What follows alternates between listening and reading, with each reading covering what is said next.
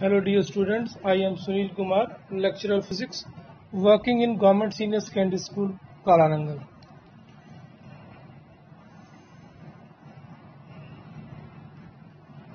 Hello dear students, I am Sunil Kumar, lecturer of physics, working in Government Senior Secondary School, Kalarangal. Dear students, आज असी ray optics का chapter करांगे refraction of light. Refraction की है? Refraction is the bending of wave when it passes from one medium to another. The bending is caused due to difference in density between the two substances. ਜਦੋਂ ਵੀ light ਇੱਕ medium ਤੋਂ ਦੂਸਰੇ medium ਵਿੱਚ ਜਾਂਦੀ ਹੈ ਤੇ ਉਹ ਬੈਂਡ ਹੁੰਦੀ ਹੈ. ਠੀਕ ਹੈ, ਉਹਦਾ ਕਾਰਨ ਕੀ ਹੈ ਕਿ ਮੀਡੀਅਮ ਦੀ ਡੈਂਸਿਟੀ ਅਲੱਗ-ਅਲੱਗ ਹੈ. ਠੀਕ ਹੈ, ਜਿਸ ਤਰ੍ਹਾਂ ਇਹਦੇ ਵਿੱਚ ਅਸੀਂ ਦੇਖਿਆ ਡਾਇਗਰਾਮ ਦੇ ਵਿੱਚ ਕਿ ਰੇ ਆਫ ਲਾਈਟ ਜਦੋਂ optical ਰੇਅਰਰ medium to denser medium ਜਾਂਦੀ ਹੈ, it is bending towards the normal, and when it is traveling from optical denser medium to rarer medium, it is bending away from the normal. So light ਦੀ ਜਿਹੜੀ ਇਹ bending ਹੈ ਇਹਨੂੰ ਅਸੀਂ ਬੋਲਦੇ ਹਾਂ refraction of light. ਅਲੱਗ-ਅਲੱਗ medium ਦੇ ਵਿੱਚ light ਦੀ speed ਅਲੱਗ-ਅਲੱਗ ਹੁੰਦੀ ਹੈ, ਇਸ ਕਰਕੇ light ਆਪਣਾ path short ਕਰਨ ਲਈ bend ਹੋ ਜਾਂਦੀ ਹੈ. Refractive index. The ratio of speed of light in vacuum to the speed of light in medium is called refractive index. ਅਸੀਂ n या mu ਨਾਲ refractive index ਨੂੰ denote ਕਰਦੇ ਹਾਂ. n equals to c over v. c ਕੀ ਹੁੰਦਾ ਹੈ?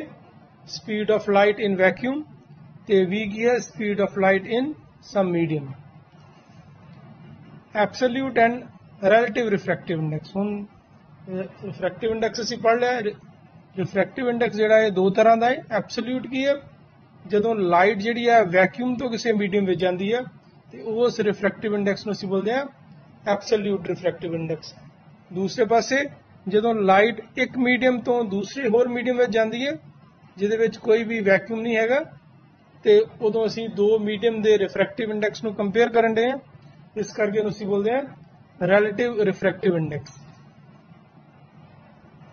अलग-अलग materials ਦੇ ਲਈ अलग-अलग ਵੈਲਿਊ ਹੈ. ਜਿਸ ਤਰ੍ਹਾਂ ਵੈਕਿਊਮ ਲਈ ਰਿਫਰੈਕਟਿਵ ਇੰਡੈਕਸ 1 ਹੈ, 에ਅਰ ਦੇ ਲਈ ਵੈਲਿਊ ਦੀ 1.00028 ਹੈ, ਵਾਟਰ ਲਈ 1.33.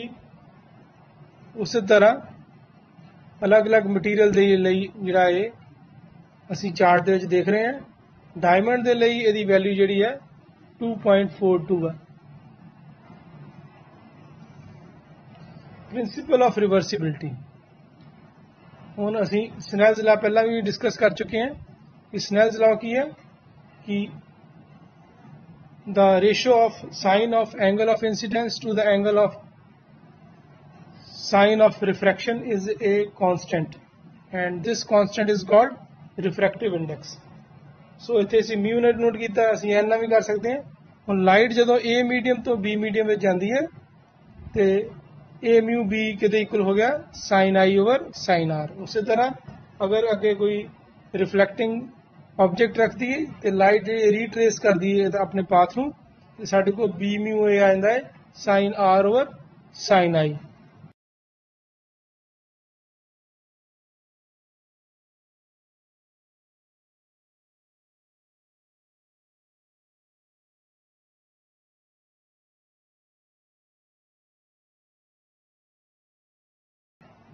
ठीक है, अगर कोई भी रे ऑफ लाइट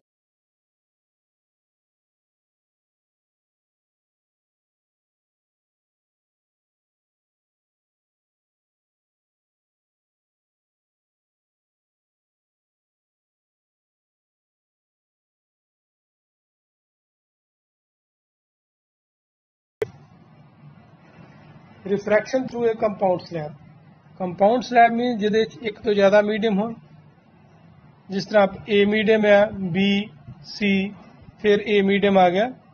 पहला लाइट जी है ए मीडियम टू बी जा रही है, मतलब रेयर टू डेंसर जा रही है. So it is bending towards the normal. A mu B के इक्वल आ गया sine I one over sine R one. जो light B medium to C जाएगी तो B mu C sine R one over sine R two के equal होगा, क्योंकि angle of incidence ते angle of refraction R one R two हो गया second medium ਦੇ ਵਿੱਚ. ਉਸੇ ਤਰ੍ਹਾਂ अगर लाइट जी है C medium to A medium जाए तो sine R two over sign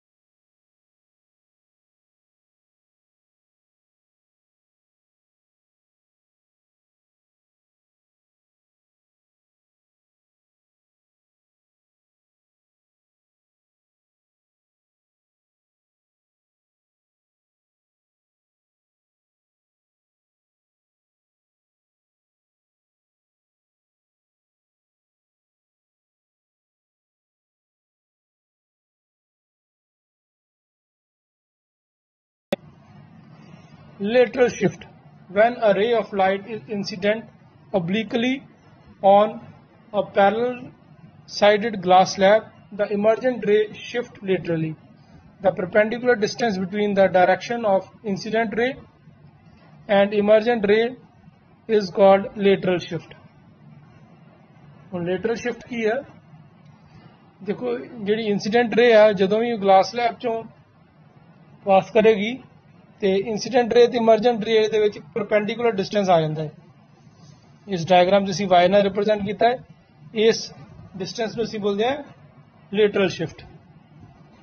Snell's law असीं उस तरह अप्लाई किया, A mu B equals to sine I over sine R one, B mu A equals to sine I two over sine R two. असीं जिहड़ा ये भी formula भी पढ़िया वा रिफ्रैक्टिव इंडेक्स का, A mu B into B mu equals to 1.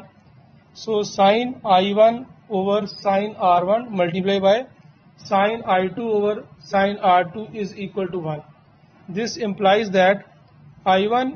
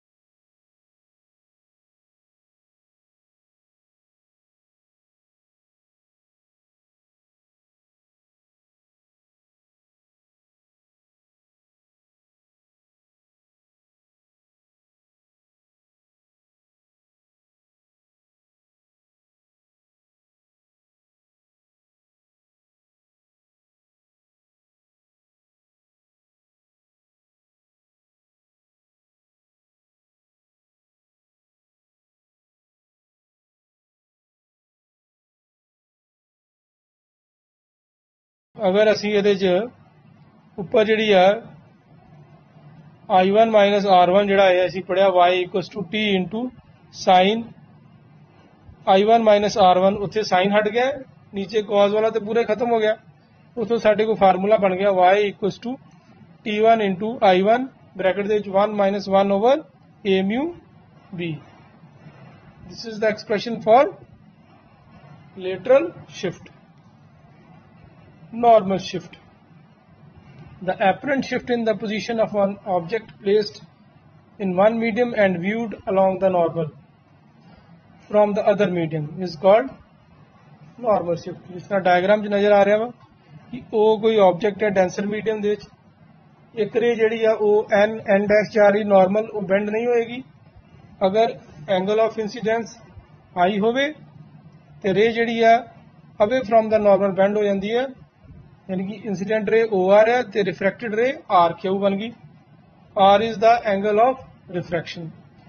अगर असी पी क्यू नू वापस लियाइए तो वो जिहड़ी आ नॉर्मल जिहड़ा उहदे उत्ते आई पॉइंट ते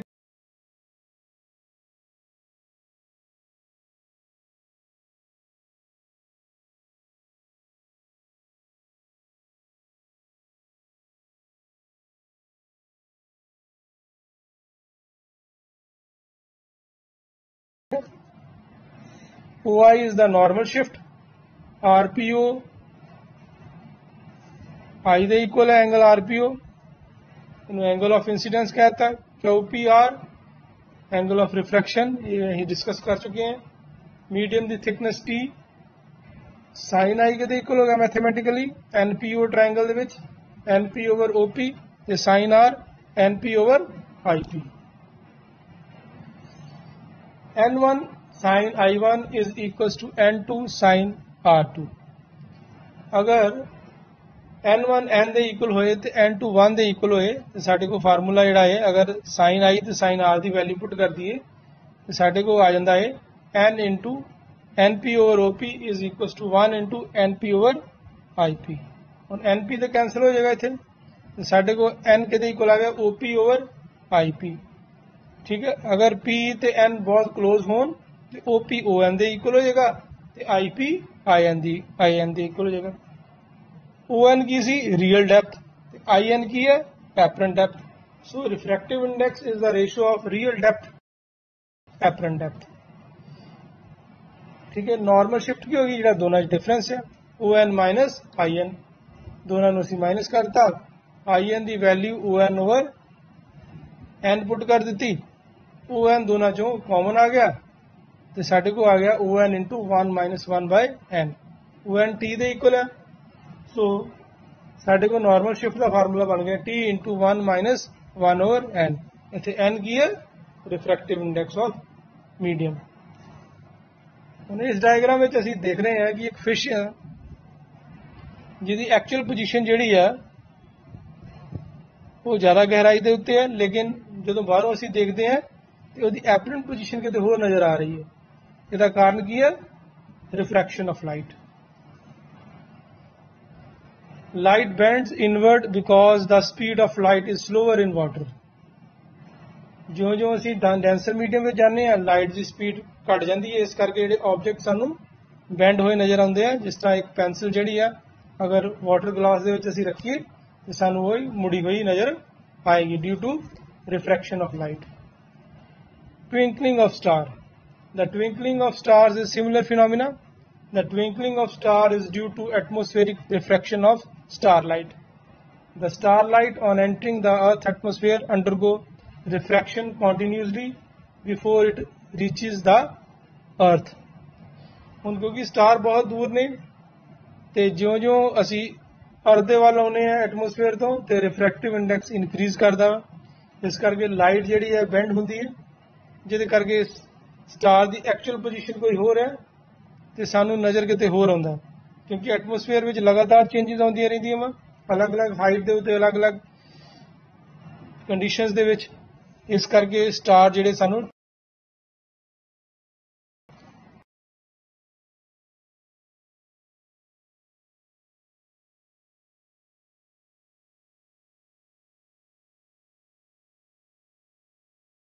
ਨੀਅਰ ਦਾ ਹੌਰੀਜ਼ਨ ਜਦੋਂ ਹੁੰਦੀ ਹੈ ਤੇ ਲਾਈਟ ਨੂੰ ਅਰਥ ਤੱਕ ਪਹੁੰਚਣ ਵਿੱਚ ਲੌਂਗਰ ਡਿਸਟੈਂਸ ਟਰੈਵਲ ਕਰਨਾ ਪੈਂਦਾ। ਜਦੋਂ ਅਲੱਗ-ਅਲੱਗ ਐਟਮੋਸਫੇਅਰ ਦੀਆਂ ਲੇਅਰਸ ਵਿੱਚੋਂ ਬੈਂਡ ਹੋ ਕੇ ਆਏਗੀ, it is traveling from rarer medium to denser medium, so it bends towards the normal। ਇਸ ਕਰਕੇ ਰਿਫਰੈਕਸ਼ਨ ਆਫ ਲਾਈਟ ਦੇ ਕਰਕੇ ਉਹਦੀ ਐਪਰੈਂਟ ਪੋਜੀਸ਼ਨ ਜਿਹੜੀ ਸਾਨੂੰ ਕਿਤੇ ਹੋਰ ਨਜ਼ਰ ਆਏਗੀ। ਮਤਲਬ ਸਨ ਰਾਈਜ਼ ਹਜੇ ਨਹੀਂ ਹੋਇਆ ਲੇਕਿਨ ਸਾਨੂੰ ਨਜ਼ਰ ਆਣਾ ਸ਼ੁਰੂ ਹੋ ਗਿਆ, ਉਸੇ ਤਰ੍ਹਾਂ ਸਨ ਸੈੱਟ ਹੋ ਗਿਆ ਲੇਕਿਨ ਫਿਰ ਵੀ ਸਾਨੂੰ ਨਜ਼ਰ ਆ ਰਿਹਾ ਵਾ। ਇਹਦਾ ਕਾਰਨ ਕੀ ਹੈ? Refraction of light. ਇਹੋ ਕਾਰਨ ਹੈ ਕਿ ਸਨ ਜਿਹੜਾ 2 ਮਿੰਟ ਪਹਿਲਾਂ ਸਾਨੂੰ ਨਜ਼ਰ ਆਣਾ ਸ਼ੁਰੂ ਹੋ ਜਾਂਦਾ ਹੈ ਤੇ 2 ਮਿੰਟ ਬਾਅਦ ਤੱਕ ਨਜ਼ਰ ਆਉਂਦਾ ਰਹਿੰਦਾ ਹੈ।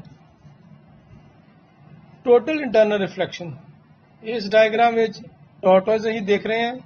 ਟੋਰਟੋਇਜ਼ ਦੇ ਉੱਪਰ ਜਿਹੜੀ ਹੈ ਸਾਨੂੰ ਉਹਦੀ ਇੱਕ ਇਮੇਜ ਨਜ਼ਰ ਆ ਰਹੀ ਹੈ, ਠੀਕ ਹੈ। ਹੁਣ ਇਹ ਜਿਹੜਾ ਅਸੀਂ ਡੈਂਸਰ ਮੀਡੀਅਮ 'ਚ ਦੇਖ ਰਹੇ ਹਾਂ ਤੇ ਲਾਈਟ ਜਿਹੜੀ ਹੈ ਉਹਦੀ ਟੋਟਲ ਇੰਟਰਨਲ ਰਿਫਲੈਕਸ਼ਨ ਦੇ ਕਰਕੇ ਇਹ ਹੋ ਰਿਹਾ ਵਾ। ਇਹਨੂੰ ਅਸੀਂ ਡਿਟੇਲ 'ਚ ਡਿਸਕਸ ਕਰਦੇ ਹਾਂ। ਹੁਣ ਇੱਕ ਰੇ ਆਫ ਲਾਈਟ ਹੈ OA, it is acting on the interface of two media. I is the angle of incidence, R is the angle of refraction। क्योंकि लाइट ਜਿਹੜੀ ਹੈ ਡੈਂਸਰ ਟੂ ਰੇਅਰ ਜਾ ਰਹੀ ਹੈ, ਇਸ ਕਰਕੇ AB ਜਿਹੜਾ ਬੈਂਡ ਹੋ ਗਿਆ ਅਵੇ ਫਰਮ ਦਾ ਨਾਰਮਲ। ਅਗਰ ਅਸੀਂ ਐਂਗਲ ਆਫ ਇਨਸੀਡੈਂਸ ਨੂੰ ਇਨਕਰੀਜ਼ ਕਰਦੇ ਜਾਈਏ ਤੇ ਇੱਕ ਸਟੇਜ ਇਹੋ ਜਿਹੀ ਆਏਗੀ ਤੇ ਲਾਈਟ ਜਿਹੜੀ ਹੈ ਇੰਟਰਫੇਸ ਵੱਲ ਚਲੀ ਜਾਏਗੀ, ਯਾਨੀ ਕਿ CE ਵੱਲ ਬੈਂਡ ਹੋਗੀ, ਨਾ ਉਹ ਡੈਂਸਰ ਮੀਡੀਅਮ ਚ ਆਈ ਨਾ ਰੇਅਰ ਮੀਡੀਅਮ ਚ ਗਈ, ਤੇ ਉਸ ਐਂਗਲ ਨੂੰ ਅਸੀਂ ਬੋਲਦੇ ਹਾਂ ਕ੍ਰਿਟੀਕਲ ਐਂਗਲ। ਕਿਉਂਕਿ ਇਹਦੇ ਚ ਐਂਗਲ ਆਫ ਰਿਫਰੈਕਸ਼ਨ ਜਿਹੜਾ ਹੈ ਉਹ 90 ਡਿਗਰੀ ਹੋ ਗਿਆ। So critical angle is the angle of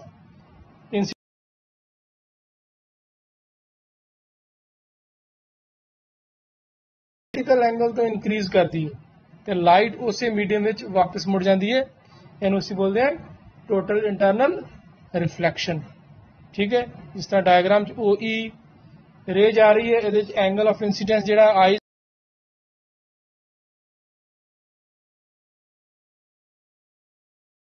total internal reflection.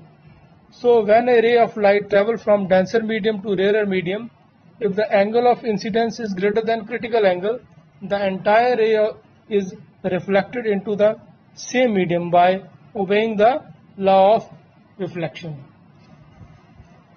Total internal reflection की इसका मतलब हो गया At certain stage, the angle of incidence has increased so much that the corresponding value of angle of refraction become 90 degree, and refracted ray lies on the surface of denser medium. The angle of incidence for which the angle of refraction is 90 degree is called critical angle. Conditions for total internal reflection. Conditions की होगी हैं कि पहली condition है कि light जी हमेशा denser तो rare medium वाल जाए, तो दूसरा एंगल ऑफ इंसिडेंस हमेशा क्रिटिकल एंगल तो ग्रेटर होगी. Relation between refractive index and critical angle. ਹੁਣ ਇਸ ਡਾਇਗਰਾਮ ਦੇ ਵਿੱਚ ਅਸੀਂ ਦੇਖ ਰਹੇ ਹਾਂ ਕਿ ਅਗਰ ਅਸੀਂ ਸਨੈਲਸ ਲਾ ਅਪਲਾਈ ਕਰਦੇ ਹਾਂ ਤੇ ਬੀ ਮਿਊ ਏ ਜਿਹੜਾ ਸਾਈਨ ਆਈ ਓਵਰ ਸਾਈਨ ਆਰ ਦੇ ਇਕੁਅਲ ਹੈ. ਜਦੋਂ ਆਈ ਜਿਹੜਾ ਸੀ ਦੇ ਇਕੁਅਲ ਹੈ ਤੇ ਆਰ ਕਿੰਨਾ ਹੋ ਜਾਂਦਾ 90 ਡਿਗਰੀ ਹੋ ਜਾਂਦਾ ਹੈ ਤੇ ਸਾਈਨ 91 ਹੈ. ਇਸ ਕਰਕੇ ਜਦੋਂ ਅਸੀਂ ਪ੍ਰਿੰਸੀਪਲ ਆਫ ਰਿਵਰਸਿਬਿਲਿਟੀ ਅਪਲਾਈ ਕਰੀਏ A mu B is equal to 1 over B mu A ਹੁੰਦਾ ਹੈ. ਇਹਦਾ ਮਤਲਬ ਏ ਮਿਊ ਬੀ ਕਿਹਦੇ ਇਕੁਅਲ ਆ ਗਿਆ 1 ਓਵਰ ਸਾਈਨ ਸੀ. ठीक है, ये आ गया रिलेशन क्रिटिकल एंगल ते रिफ्रैक्टिव इंडेक्स. मिराज इफेक्ट. ਹੁਣ ਗਰਮੀਆਂ ਦੇ ਵਿੱਚ ਜਿਹੜੇ ਰੇਤਲੇ ਇਲਾਕੇ ਡੈਜ਼ਰਟਸ ਏਰੀਆ ਵਾ ਉੱਥੇ ਗਰਮੀ ਦੇ ਕਾਰਨ ਜਿਹੜੀਆਂ ਲੇਅਰਸ 에ਅਰ ਦੀਆਂ ਸਰਫੇਸ ਦੇ ਲਾਗੇ ਅਰਥ ਦੇ ਸਰਫੇਸ ਦੇ ਉਹਨਾਂ ਦਾ ਰਿਫਰੈਕਟਿਵ ਇੰਡੈਕਸ ਡਿਕਰੀਜ਼ ਕਰ ਜਾਂਦਾ. ਇਸ ਕਰਕੇ ਲਾਈਟ ਜਿਹੜੀ ਆ ਜਦੋਂ denser medium to rarer medium ਜਾਂਦੀ ਹੈ it bend away from the normal. So सानू ऑब्जेक्ट के नीचे ओदी जिहड़ी है उल्टी इमेज नज़र आनी शुरू हो जाती है, एपरेंट इमेज नज़र आनी शुरू हो जाती है ते अपीयरेंस ऑफ वाटर का सानू एहसास होंदा है. सानू ऐ लगता है जिद्दां उस जगह ते पानी प्रेजेंट है. इहनूं असीं बोलदे हैं mirage effect. So mirage effect is an optical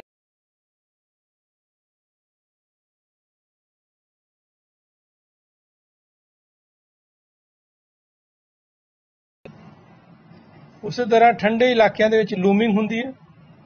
ਠੰਡੇ ਇਲਾਕਿਆਂ ਦੇ ਜਿੱਥੇ ਸਨੋ ਬਹੁਤ ਹੁੰਦੀ ਹੈ, ਸੀ ਬੀਚ ਦੇ ਲਾਗੇ ਜਿਹੜਾ ਹੈ ਟੈਂਪਰੇਚਰ ਬਹੁਤ ਘਟ ਜਾਂਦਾ ਹੈ, ਜਿਹਦੇ ਕਰਕੇ ਕੀ ਹੈ ਸਰਫੇਸ ਦੇ ਲਾਗੇ ਜਿਹੜੀਆਂ ਲੇਅਰਸ ਹੈ ਉਹਨਾਂ ਦੀ ਡੈਂਸਿਟੀ ਇਨਕਰੀਜ਼ ਕਰ ਜਾਂਦੀ ਹੈ ਤੇ ਹਾਈਟ ਦੇ ਉੱਤੇ ਜਿਹੜੀਆਂ ਉਹਨਾਂ ਦੀ ਡੈਂਸਿਟੀ ਕੰਪੈਰੀਟਿਵਲੀ ਲੋ ਹੁੰਦੀ ਹੈ.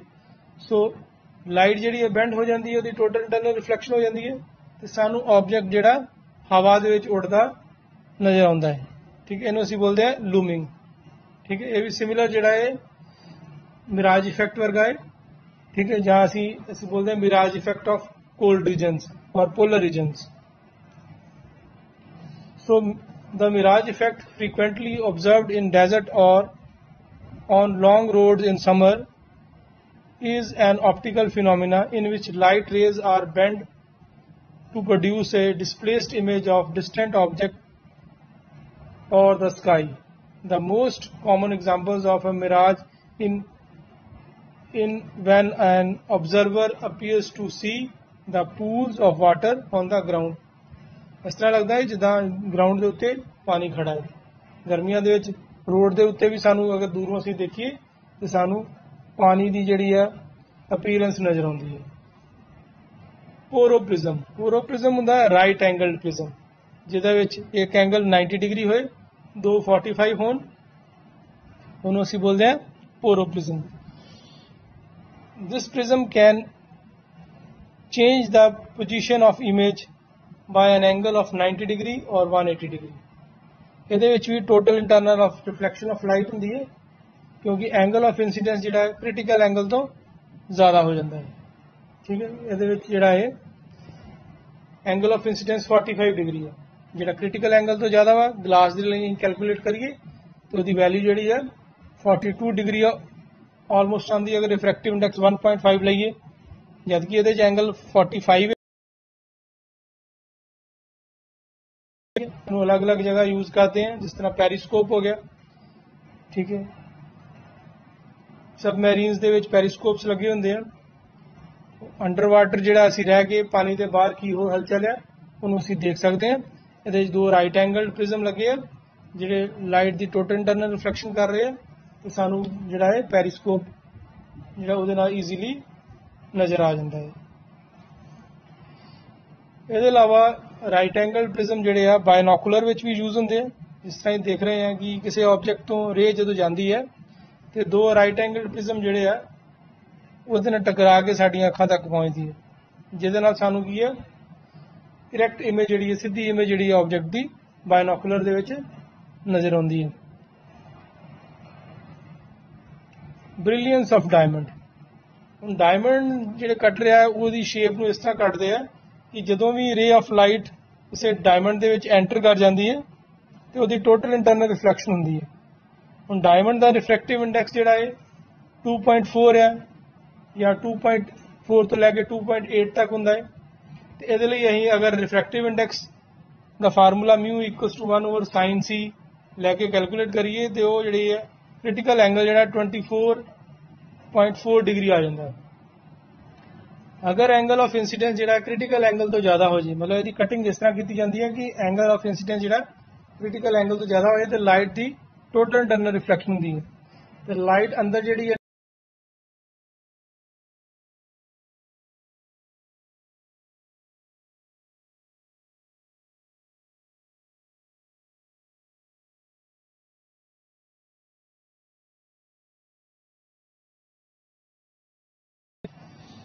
total internal reflection of light। Optical fibre. Optical fibre की एक स्टैंड है या एक पाइप है ਜਿਹੜੀ ਇੱਕ ਮਟੀਰੀਅਲ ਦੀ ਬਣੀ ਹੈ ਜਿਹਦੇ ਉੱਪਰ ਜਿਹੜੀ ਹੈ ਇਹੋ ਜਿਹੇ ਮਟੀਰੀਅਲ ਦੀ ਕੋਟਿੰਗ ਕੀਤੀ ਹੈ ਜਿਹਦਾ ਰਿਫਰੈਕਟਿਵ ਇੰਡੈਕਸ ਥੋੜਾ ਜਿਹਾ ਘੱਟ ਹੁੰਦਾ ਹੈ। ਠੀਕ ਹੈ, ਅੰਦਰ ਵਾਲੇ ਹਿੱਸੇ ਨੂੰ ਕੋਰ ਕਹਿੰਦੇ ਆ, ਬਾਹਰ ਵਾਲੇ ਹਿੱਸੇ ਨੂੰ ਕਲੇਡਿੰਗ ਕਹਿੰਦੇ ਆ। ਕਲੇਡਿੰਗ ਦਾ ਜਿਹੜਾ ਰਿਫਰੈਕਟਿਵ ਇੰਡੈਕਸ ਥੋੜਾ ਜਿਹਾ ਘੱਟ ਹੈ, ਇਸ ਕਰਕੇ ਲਾਈਟ ਦੀ ਟੋਟਲ ਇੰਟਰਨਲ ਰਿਫਲੈਕਸ਼ਨ ਹੋ ਜਾਂਦੀ ਹੈ ਤੇ ਬਿਨਾਂ ਲਾਈਟ ਦੀ ਇੰਟੈਂਸਿਟੀ ਦੇ ਲਾਸ ਦੇ, ਬਿਨਾਂ ਕਿਸੇ એનર્ਜੀ ਦੇ ਲਾਸ ਦੇ ਲਾਈਟ ਜਿਹੜੀ ਹੈ ਦੂਸਰੇ ਐਂਡ ਤੋਂ ਬਾਹਰ ਆ ਜਾਂਦੀ ਹੈ। ਠੀਕ ਹੈ, ਮਤਲਬ ਆਪਟੀਕਲ ਫਾਈਬਰ ਦੀ ਵਰਕਿੰਗ ਜਿਹੜੀ ਹੈ ਟੋਟਲ ਇੰਟਰਨਲ ਰਿਫਲੈਕਸ਼ਨ ਦੇ ਉੱਤੇ ਬੇਸਡ ਹੈ। Light does not escape as it travel along the fibre optics cable because it undergo total internal reflection. ਇਹਦੇ ਵਿੱਚ ਇਮੇਜ ਵਿੱਚ ਬੜਾ ਵਧੀਆ ਕਲੀਅਰ ਨਜ਼ਰ ਆ ਰਿਹਾ ਵਾ ਕਿ ਲਾਈਟ ਦੀ ਕਿਸ ਤਰ੍ਹਾਂ ਟੋਟਲ ਇੰਟਰਨਲ ਰਿਫਲੈਕਸ਼ਨ ਹੋ ਰਹੀ ਹੈ। ਇਸ ਤੋਂ ਇਲਾਵਾ ਐਂਡੋਸਕੋਪੀ ਦੇ ਵਿੱਚ ਅਸੀਂ ਯੂਜ਼ ਕਰਦੇ ਹਾਂ ਇੱਕ ਪਾਈਪ ਨੂੰ ਮੂੰਹ ਦੇ ਅੰਦਰ ਪਾ ਕੇ ਅਸੀਂ ਆਪਣੇ ਸਟਮਕ ਦੇ ਵਿੱਚ ਅਸੀਂ ਦੇਖ ਸਕਦੇ ਹਾਂ ਕਿ ਕਿਸ ਤਰ੍ਹਾਂ ਦੀ ਕੋਈ ਪ੍ਰੋਬਲਮ ਤਾਂ ਨਹੀਂ। ਡਾਕਟਰ ਜਿਹੜਾ ਹੈ ਐਂਡੋਸਕੋਪੀ ਦੇ ਨਾਲ ਜਿਹੜਾ ਹੈ ਟੈਸਟ ਕਰਦੇ ਆ। ਠੀਕ ਹੈ, ਇਹਦੇ ਇਲਾਵਾ ਜਿਹੜਾ ਕੈਂਸਰ ਦੀ ਟ੍ਰੀਟਮੈਂਟ ਲਈ, ਅਲਸਰ ਹੋਣ ਸਾਡੇ ਅੰਦਰ ਉਹਦੀ ਡਿਟੈਕਸ਼ਨ ਦੇ ਲਈ, ਠੀਕ ਹੈ, ਅੰਦਰ ਜਿਹੜੀਆਂ ਇਮੇजेस ਅਸੀਂ ਆਪਣੀ ਬੋਡੀ ਦੀਆਂ ਆਪਟੀਕਲ ਫਾਈਬਰ ਦੇ ਨਾਲ ਕਰ ਸਕਦੇ ਹਾਂ। ਐਂਡੋਸਕੋਪੀ ਜਾਂ ਕੋਲੋਨੋਸਕੋਪੀ ਦੇ ਨਾਲ ਵੀ ਅਸੀਂ ਪਿਕਚਰਸ ਲੈਂਦੇ ਹਾਂ। ਹੁਣ ਇਹਦੇ ਵਿੱਚ ਅਸੀਂ ਅੰਦਰ ਅਸੀਂ ਪਿਕਚਰ ਦੇਖ ਰਹੇ ਹਾਂ ਸਕਰੀਨ ਦੇ ਵਿੱਚ, ਐਂਡੋਸਕੋਪੀ ਦੇ ਨਾਲ ਡਾਕਟਰ ਜਿਹੜਾ ਹੈ ਇੱਕ ਪੇਸ਼ੈਂਟ ਦੀ ਐਂਡੋਸਕੋਪੀ ਕਰ ਰਿਹਾ। ਇਹਦੇ ਇਲਾਵਾ ਕੈਂਸਰ ਦੀ ਟ੍ਰੀਟਮੈਂਟ ਦੇ ਲਈ ਵੀ ਟੋਟਲ ਇੰਟਰਨਲ ਰਿਫਲੈਕਸ਼ਨ ਫਿਨੋਮੀਨਾ ਜਿਹੜਾ ਹੈ ਅਸੀਂ ਆਪਟੀਕਲ ਫਾਈਬਰ ਦੇ ਵਿੱਚ ਯੂਜ਼ ਕਰਦੇ ਹਾਂ। ਇਹਦੇ ਵਿੱਚ ਕਿਸੇ ਪੇਸ਼ੈਂਟ ਦਾ ਜਿਹੜਾ ਹੈ ਡਾਕਟਰ ਜਿਹੜਾ ਐਂਡੋਸਕੋਪੀ ਕਰਕੇ ਲੰਗ ਕੈਂਸਰ ਦਾ ਪੇਸ਼ੈਂਟ ਹੈ, ਠੀਕ ਹੈ, ਉਹਦੀ ਟੈਸਟਿੰਗ ਹੋ ਰਹੀ ਹੈ। Total internal reflection in fiber optics. Signals are not affected by electrical storms. ਹੁਣ ਸਿਗਨਲ ਜਿਹੜੇ ਆ ਟੈਲੀਕਮਿਊਨੀਕੇਸ਼ਨ ਦੇ ਵਿੱਚ ਵੀ ਅਸੀਂ ਇਹਨੂੰ ਯੂਜ਼ ਕਰਦੇ ਹਾਂ। ਸਿਗਨਲ ਜਿਹੜੇ ਆ ਉਹਨਾਂ ਵਿੱਚ એનર્ਜੀ ਦਾ ਲਾਸ ਨਹੀਂ ਹੁੰਦਾ। ਐਕਸਟਰਨਲ ਜਿਹੜੇ ਸਿਗਨਲ ਆ ਉਹਨਾਂ ਦਾ ਕੋਈ ਅਸਰ ਨਹੀਂ ਹੁੰਦਾ। ਕੇਬਲ ਜਿਹੜੇ ਆ ਸਮਾਲ ਤੇ ਲਾਈਟ ਹੁੰਦੀਆਂ ਵਾ, ਕਾਪਰ ਕੇਬਲਸ ਹੁੰਦੀਆਂ ਵਾ। ਠੀਕ ਹੈ, ਬਹੁਤ ਸਾਰੇ ਸਿਗਨਲ ਜਿਹੜੇ ਆ ਅਸੀਂ ਇੱਕ ਟਾਈਮ ਦੇ ਉੱਤੇ ਸੈਂਡ ਕਰ ਸਕਦੇ ਹਾਂ ਆਪਟੀਕਲ ਫਾਈਬਰ ਦੇ ਵਿੱਚ। ਜਿਹੜੀ ਅੱਜ ਕੱਲ੍ਹ ਇੰਟਰਨੈਟ ਦੀ ਜਿਹੜੀ ਫਾਸਟ ਸਪੀਡ ਹੋ ਗਈ ਹੈ ਉਹਦੇ ਵਿੱਚ ਜਿਹੜਾ ਮੇਨ ਰੋਲ ਹੈ ਉਹ ਆਪਟੀਕਲ ਫਾਈਬਰਸ ਦਾ ਹੈ। ਉਸ ਤੋਂ ਬਾਅਦ ਆ ਗਿਆ lens and its kinds. Lens ਕੀ ਹੈ? ਇੱਕ ਟਰਾਂਸਪੇਰੈਂਟ ਬਾਡੀ ਹੈ bounded by 1 or 2 curved surfaces। Lens mainly ਦੋ ਤਰ੍ਹਾਂ ਦੇ ਹੁੰਦੇ ਆ, convex lens and concave lens. ਜਿਸ ਤਰ੍ਹਾਂ ਅਸੀਂ ਪਹਿਲੀ ਉੱਪਰ ਵਾਲੀ ਡਾਇਗਰਾਮ ਦੇ ਵਿੱਚ ਅਸੀਂ ਦੇਖ ਰਹੇ ਹਾਂ, ਪਹਿਲੀ ਡਾਇਗਰਾਮ ਬਾਈ ਕਨਕੇਵ ਲੈਂਸ ਅਸੀਂ ਬੋਲਦੇ ਹਾਂ, ਬਾਈ ਕਨਵੈਕਸ ਲੈਂਸ ਸੌਰੀ। ਤੇ ਸੈਕਿੰਡ ਆ ਗਿਆ ਪਲੇਨੋ ਕਨਵੈਕਸ, ਕਨਕੇਵੋ ਕਨਵੈਕਸ। ਸੈਕਿੰਡ ਡਾਇਗਰਾਮ ਦੇ ਵਿੱਚ ਕਨਕੇਵੋ ਪਲੇਨ ਜਾਂ ਪਲੇਨੋ ਕਨਕੇਵ ਕਹਿੰਦੇ ਆ, ਕਨਵੈਕਸੋ ਕਨਕੇਵ। ਠੀਕ ਹੈ, ਤੇ ਸੈਂਟਰ ਵਾਲੀ ਜਿਹੜੀ ਨਜ਼ਰ ਆ ਰਹੀ ਹੈ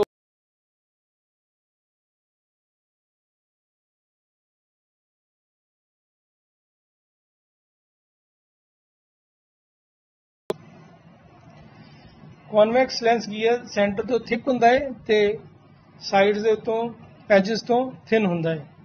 ਇਹਦੀ ਫੋਕਲ ਲੈਂਥ ਅਸੀਂ ਪੋਜ਼ਿਟਿਵ ਲੈਂਦੇ ਆ। ਇਹ ਜਿਹੜੇ ਆ ਮੈਕਸਿਮਮ ਕੇਸਿਸ ਦੇ ਵਿੱਚ ਇੱਕ ਕੇਸ ਨੂੰ ਛੱਡ ਕੇ ਹਮੇਸ਼ਾ ਰੀਅਲ ਇਮੇਜ ਬਣਾਉਂਦਾ ਹੈ। ਜਦੋਂ ਪੈਰਲ ਰੇਜ਼ ਆਫ ਲਾਈਟ ਕਿਸੇ ਕਨਵੈਕਸ ਲੈਂਸ ਤੇ ਟਕਰਾਉਂਦੀਆਂ, ਜੇ ਇਸ ਪੁਆਇੰਟ ਤੇ ਫੋਕਸ ਹੁੰਦੀਆਂ, ਉਹਨੂੰ ਅਸੀਂ ਬੋਲਦੇ ਹਾਂ principal focus. Concave lens light ਨੂੰ ਡਾਇਵਰਜ ਕਰਦਾ ਹੈ। ਜਦੋਂ parallel beam of light concave lens ਤੋਂ ਪਾਸ ਕਰਦੀਆਂ, ਉਹ ਡਾਇਵਰਜ ਹੋ ਜਾਂਦੀਆਂ, ਫੈਲ ਜਾਂਦੀਆਂ ਵਾ।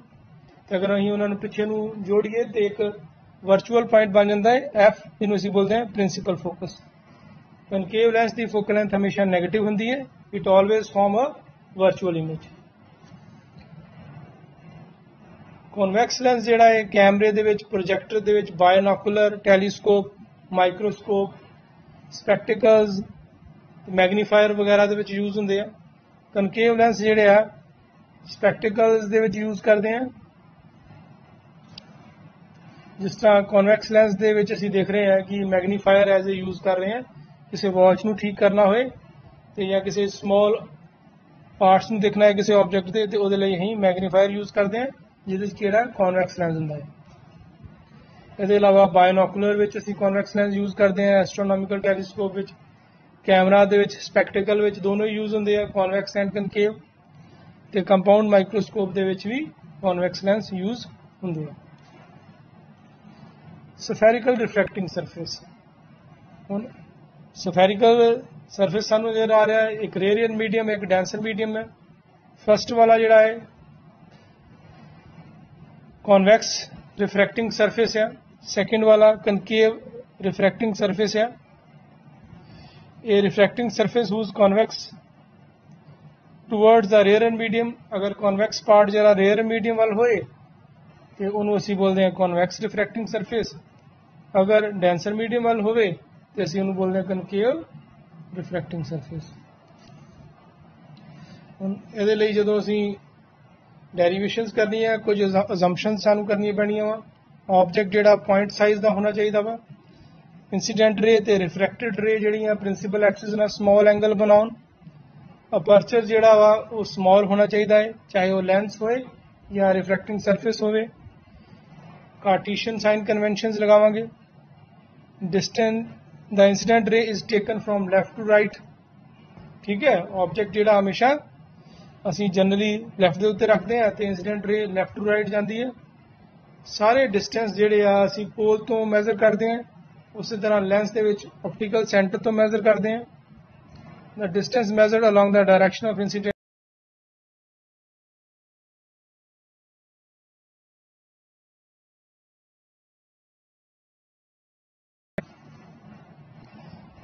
Refraction of convex surface.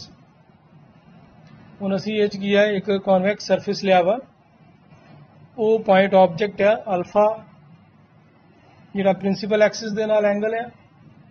I is the angle of incidence, OA is the incident ray, and AI is the refracted ray.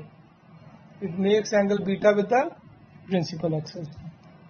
ਤੇ ਜਿਹੜਾ ਇਹ ਕਰਵਡ ਸਰਫੇਸ ਹੈ, ਰਿਫਰੈਕਟਿੰਗ ਸਰਫੇਸ ਦਾ ਸੈਂਟਰ C ਹੈ, ਉਹਦਾ ਐਂਗਲ ਜਿਹੜਾ ਹੈ ਪ੍ਰਿੰਸੀਪਲ ਐਕਸਿਸ ਦੇ ਨਾਲ ਉਹਦੇ ਰੇਡੀਅਸ ਦਾ AC ਦਾ ਗਾਮਾ ਵਾ।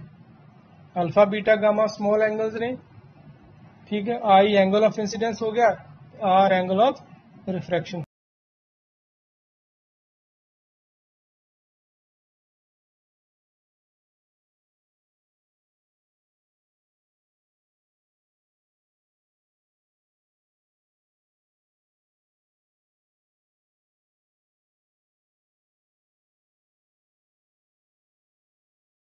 MO। ਸੋ ਐਂਗਲ ਸਮਾਲ ਹੈ, ਇਸ ਕਰਕੇ tan ਅਲਫਾ ਅਲਫਾ ਦੇ ਇਕੁਅਲ ਹੋ ਗਿਆ, ਅਲਫਾ ਹੋ ਗਿਆ MA over MO।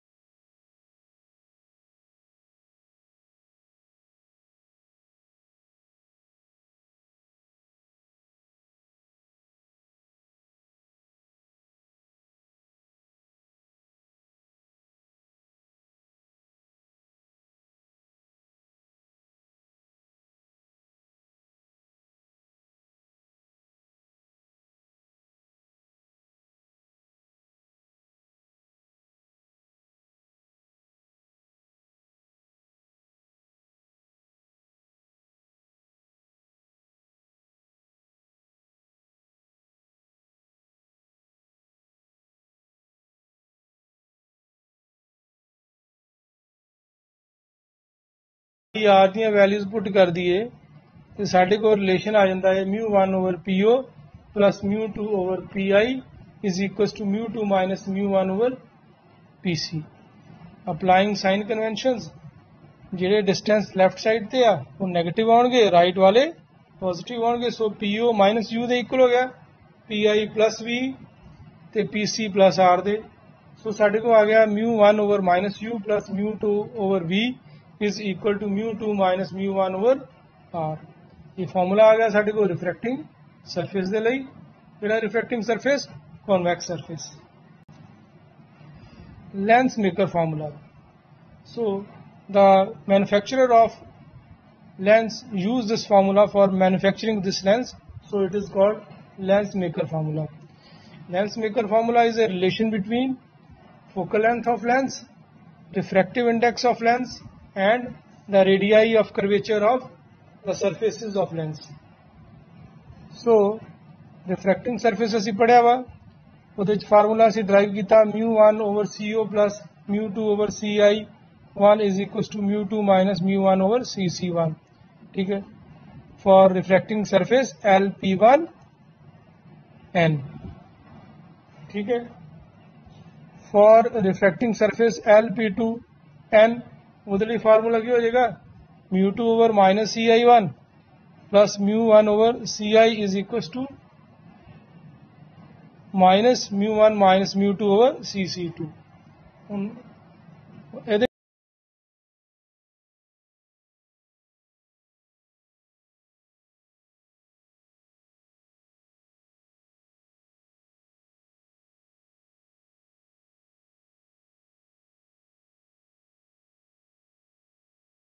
radii of curvature ਜਿਹੜੇ डिस्टेंस लेफ्ट साइड ਤੇ ਆ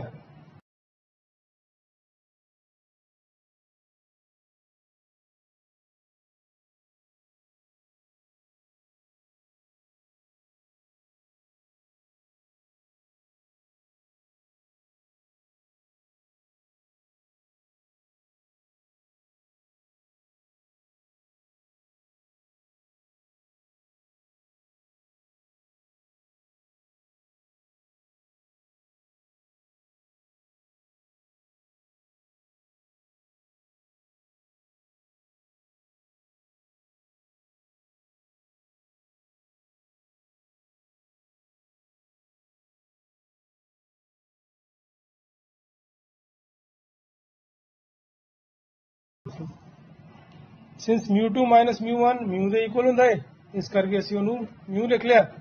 ਤੇ ਸਾਡੇ ਕੋਲ ਜਿਹੜਾ ਹੈ इक्वेशन आ गई 1 over minus U plus 1 over V is equal to mu minus 1 into 1 over R1 minus 1 over R2।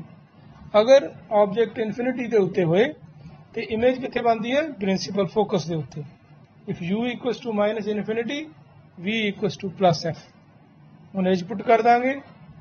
U की जगह इन्फिनिटी पुट करांगे तो इन्फिनिटी का रेसिप्रोकल 0 तो V की जगह की पुट कर देता F। सो साढ़े को आ गया 1 by F equal to mu minus 1 into 1 over R1 minus 1 over R2 which is lens maker formula.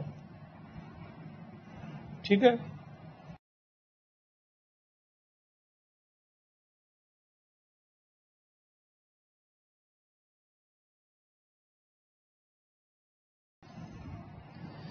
Combination of two thin lenses. वो पॉइंट ऑब्जेक्ट है तो दो थिन लेंसेज L1 L2 ਨੂੰ ਅਸੀਂ ਕੰਟੈਕਟ ਵਿੱਚ ਰੱਖਿਆ ਵਾ। ऑब्जेक्ट का डिस्टेंस U ਤੇ फर्स्ट लेंस की जी इमेज बनी I1 I डैश ਉਹਦਾ ਅਸੀਂ डिस्टेंस V डैश रखिया ਤੇ फाइनल इमेज I का डिस्टेंस ਜਿਹੜਾ V लिया वा। Let us consider two thin lenses in contact. Let F1 and F2 be the focal length। let U is the distance of object, V is the distance of image, V dash is the virtual image distance। So by using lens formula we get 1 over U plus 1 over V dash is equals to 1 over F1 क्योंकि पहले lens की focal length F1 है। ठीक है, इस करके साढ़े को फर्स्ट इक्वेशन आ गई। सिमिलरली सैकेंड लेंस लिए यही जो अप्लाई करते हैं तो आई डैश जो ऑब्जेक्ट बन जाता है तो आई इमेज बन जाती है। So we get minus 1 over V dash plus 1 over V is equal to 1 over F2। let it be number 2। दोनों ਨੂੰ ऐड कर देंगे 1/v डैश ਜਿਹੜਾ ਉਹ कैंसिल हो जाएगा। सो साढ़े को आ गया 1/u plus 1/v is equal to 1/f1 plus 1/f2। अगर कंबीनेशन की फोकल लेंथ f सपोज कर लिए तो साढ़े को आ जाता है 1/f equal to 1/f1 plus 1/f2। ये फोकल लेंथ आ गई combination of two thin lenses placed in contact with each other। Magnification and sign conventions। Magnification की it is the ratio of size of image form to the size of object। So ਅਸੀਂ ਇਹਨੂੰ m equals to hi/ho ਨਾ ਜਾਂ q/p ਨਾ ਜਾਂ v/u ਨਾ ਅਸੀਂ represent करते हैं, ठीक है। सो मैग्नीफिकेशन जी है वो रिप्रेजेंट करती है कि इमेज की नेचर की है। Power of lens. Power of lens is the reciprocal of focal length in metre. अगर फोकल लेंथ जी मीटर में लईए तो वो फोकल लेंथ का रेसिप्रोकल जोड़ा है वो पावर होंगी है, ठीक है। जिनी फोकल लेंथ ज़्यादा होएगी उन्नी पावर घट होएगी। इसका मतलब कि पावर की होगी लेंस की एबिलिटी कि वो लाइट को कितना बेंड कर सकती है। पावर के यूनिट होंगे है डायोप्टर। अगर फोकल लेंथ 1 मीटर होए तो उदों असी पावर नूं बोलते हैं 1 dioptre. So the power of a lens is said to be 1 dioptre when the focal length of lens is 1 metre. Magnifying glass अगर यदि फोकल लेंथ